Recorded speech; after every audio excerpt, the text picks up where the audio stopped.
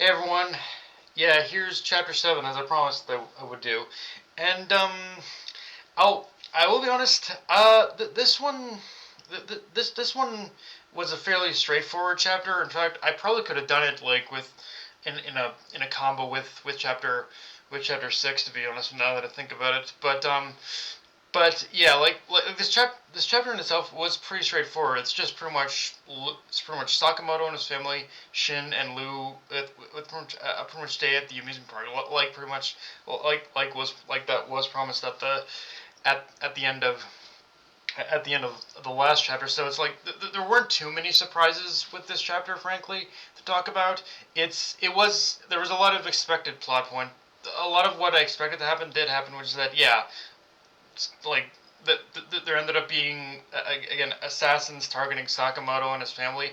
Although one thing I will say that did surprise me that I wasn't expecting was I wasn't I maybe I should have expected it, but I wasn't expecting like Shin to pretty much take to in order to take such pretty much such pretty much like central role in this chapter. Like I didn't expect him to get like the main character focus that he did in this chapter, but honestly it also does make sense. Like this is I think this chapter in a sense is a way of showing just how dedicated and loyal that he truly is to Sakamoto, and just how much he truly he does care about Sakamoto and his family. And it really a lot of that really does does shine through in this chapter. Like you see Shin doing so much in order to protect both Sakamoto and his family in this chapter, just to protect him from basically one assassin, and just and willing to face down this one assassin just to make sure that he can protect Sakamoto and his family. It's again it's a very simple idea of just a very simple idea through pretty much putting Shin and pretty much the spotlight on Shin with this chapter, but it really does work. Um, Now, and going along with that though, we do learn a few interesting little tidbits in this chapter, which is that Shin's like mind reading ability, as he compares it, is more so like a like a radio. He can pretty much tune his he can pretty much pretty much tune his mind in order to focus or dial in on a certain person's like frequency or mind waves or something, or whatever you want to call it, in order to properly read their mind. Like it gives us a little bit more of a visual idea, a visual representation, a visual idea of just how Shin's powers work. And again, another little another interesting little tidbit that we kind of get for Shin in this chapter, which I like.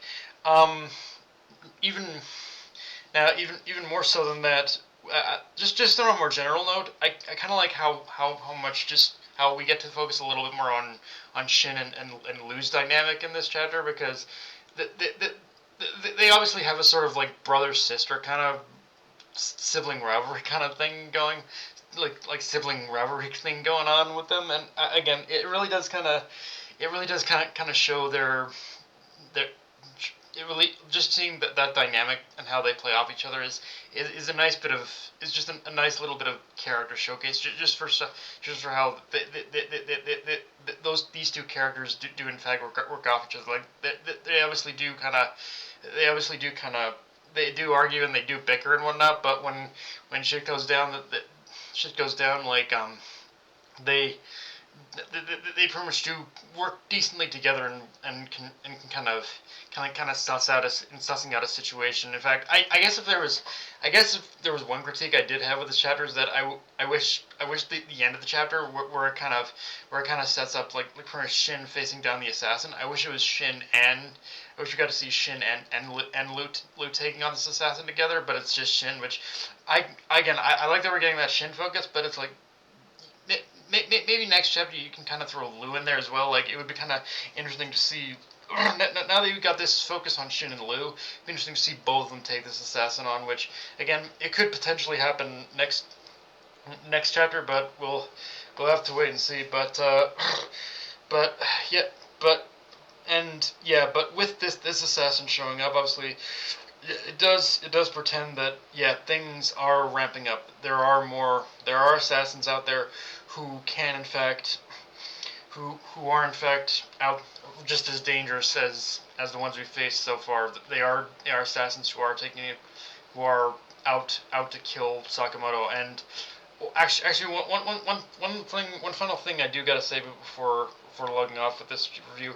I do like how we see that this assassin isn't just like a one note side villain of him just underestimating Sakamoto and him underestimating Shin, all that. Like, no, this assassin in question, he took stock of Shin, noticing his ability in order to read minds, and he adapted to that situation and saying, okay, I gotta find a way to slip past him. I gotta find a way to like turn off my thoughts, turn off my mind in order to get past them. It's like this is one of those times where noticing seeing the little details of it really kind of make for an interesting.